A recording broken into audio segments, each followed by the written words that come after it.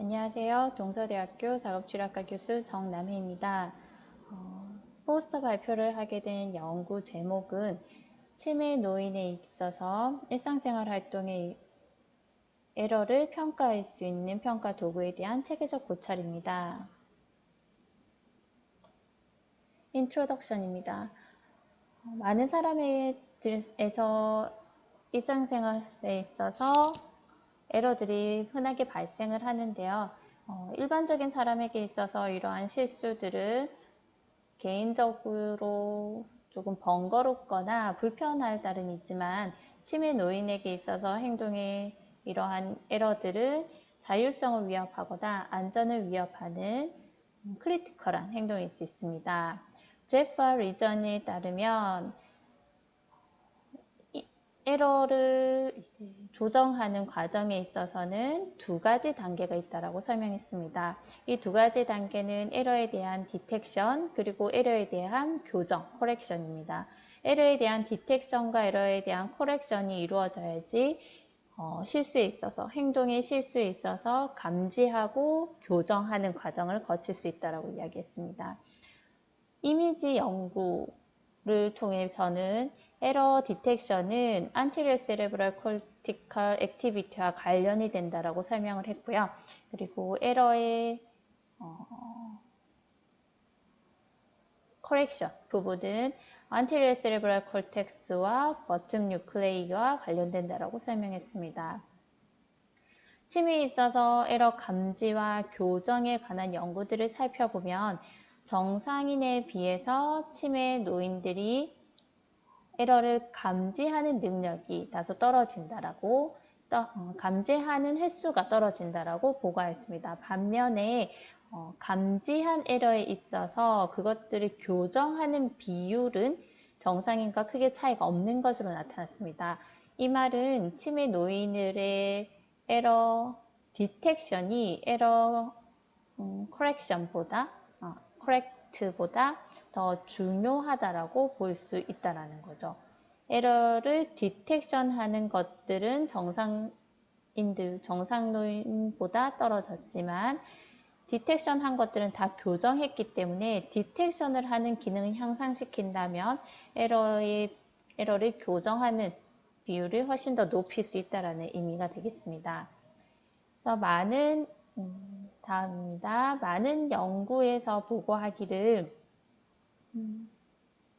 일상생활 활동에서 목적적인 활동을 안전하게 수행하기 위해서는 과제를 수행하는 과정에서 동시적이고 복합적인 모니터링이 필요하고요. 그리고 환경적인 단서, 수행 이런 것들을 포함한 인지적인 과정이 필요하다고 설명했었습니다.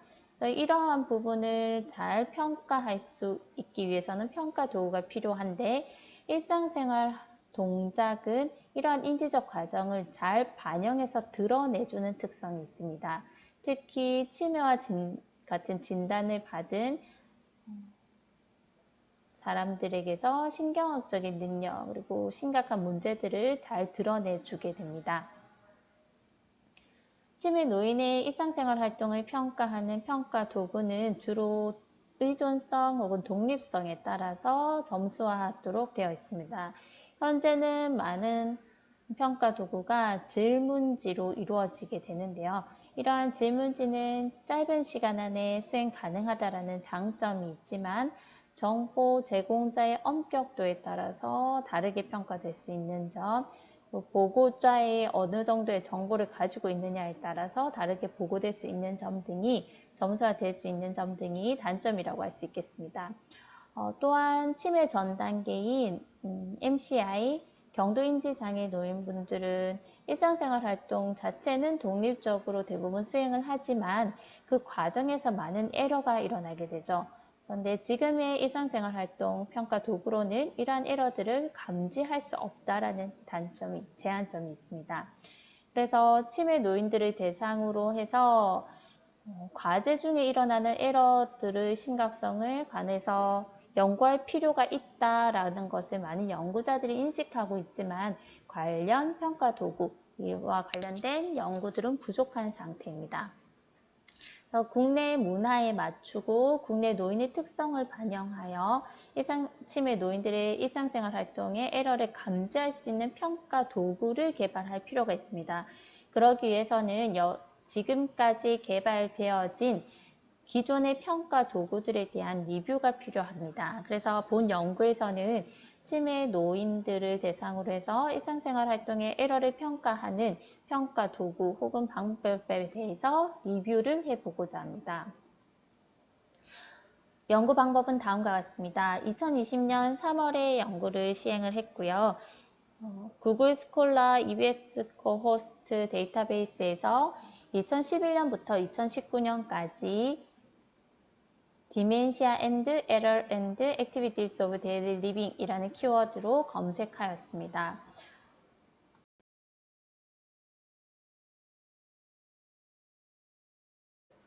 다음은 문헌을 검색해 가는 과정에 대해서 도식화한 그림입니다.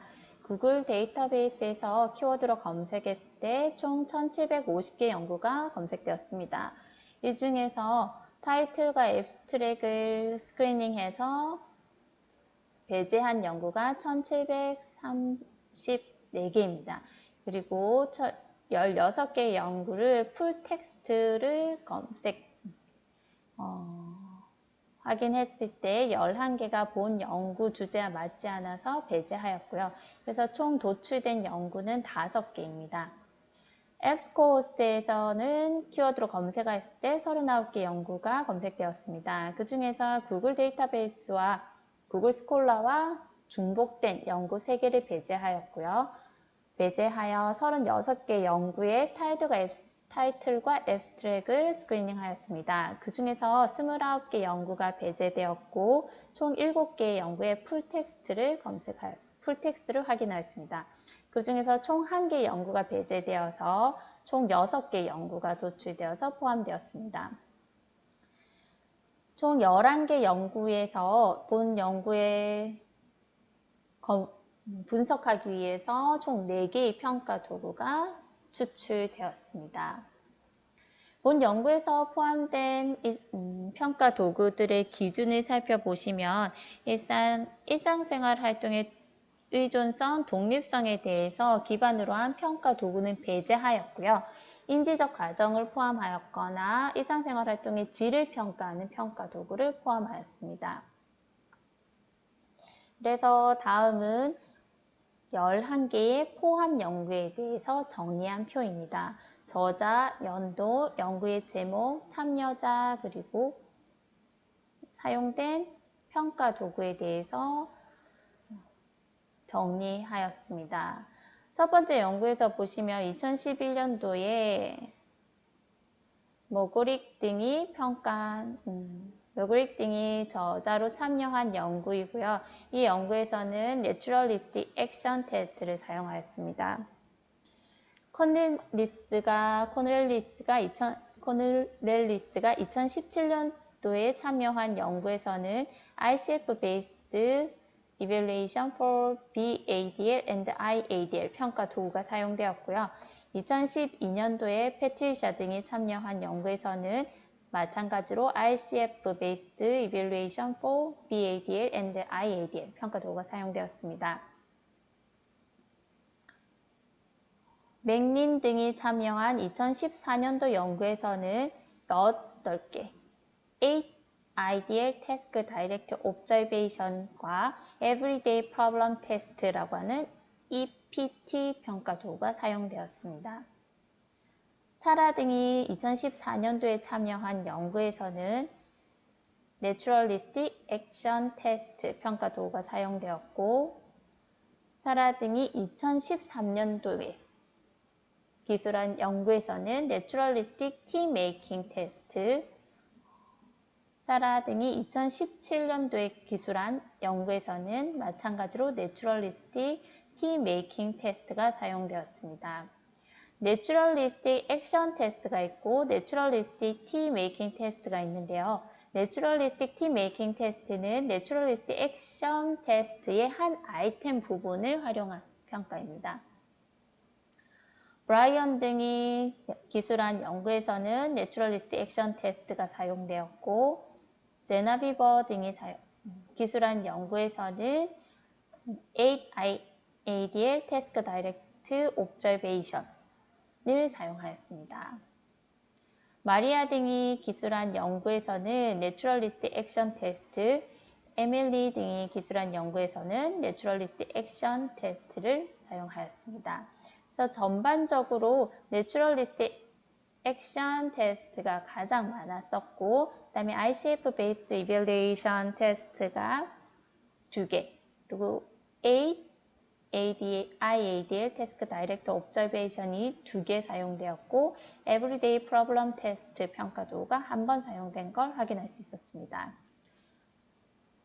추출된 평가 도구에서는 평가 방법, 그리고 평가의 항목, 그리고 점수 체계를 분석하였습니다. 이에 대한 자세한 내용을 여기 포스터에 담지는 못했고요. 각각의 내용은 원문에서 자세히 다룰 예정입니다.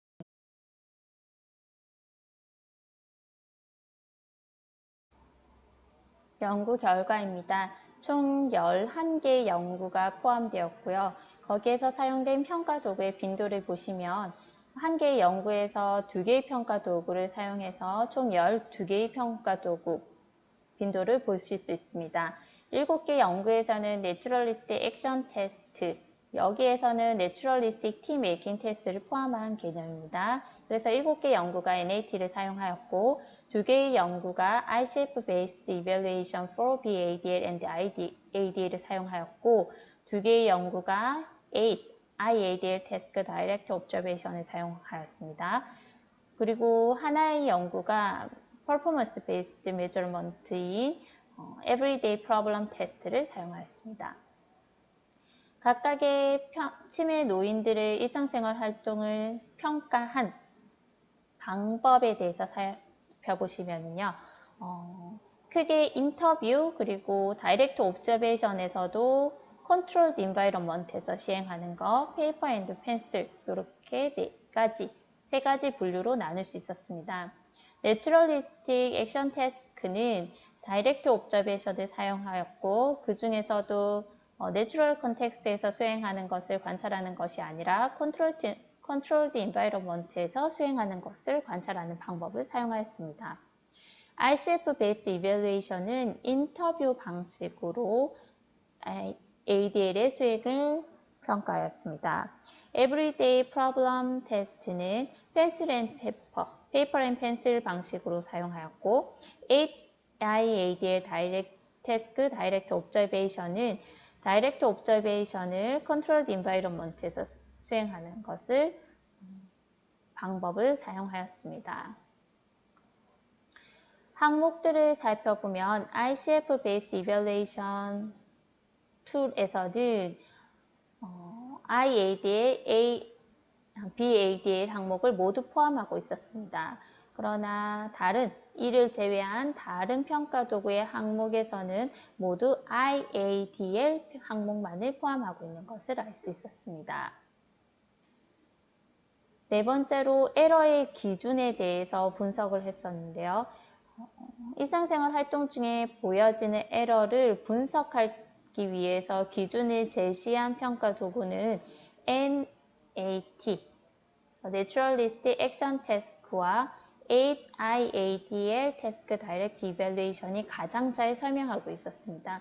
이 부분에 대한 기술은 원문에서 자세히 설명하도록 하겠습니다. 디스커션입니다. ICF Based Evaluation 툴을 제외하고 모든 평가 도구의 항목이 IADL이라고 했습니다. BADL은 생존과 관련되는 기본적인 활동인 반면에 IADL은 사회문화적인 특성에 영향을 굉장히 많이 받습니다. 그래서 기존에 개발된 평가 도구들은 해외에서 개발된 평가 도구들이기 때문에 국내의 사회문화적인 특성을 반영하고 국내 노인의 특성을 잘 반영한 일상생활 활동의 에러를 평가할 수 있는 평가 도구 개발이 필요하다고 할 수 있겠습니다. 그러니까 관찰되는 에러를 분석할 수 있는 기준을 제시한 것은 NAT 그리고 8 IAD의 Direct Evaluation에서 가장 잘 설명하고 있었습니다. 그런데 임상적 적용을 위해서는 에러의 특성에 따른 분류 기준 그리고 에러를 디텍션하고 커렉션 하는데 걸리는 시간에 대한 기준 또한 명확하게 제시될 필요가 있습니다. 그래서 기존의 평가 도구들에서 에러를 평가할 수 있는 기준을 보완한 새로운 평가 도구가 점수 체계가 필요하다고 할 수 있겠습니다. 다음은 참고 문헌입니다. 다음은 연구 지원 부분입니다. 여기까지 발표를 마치도록 하겠습니다. 감사합니다.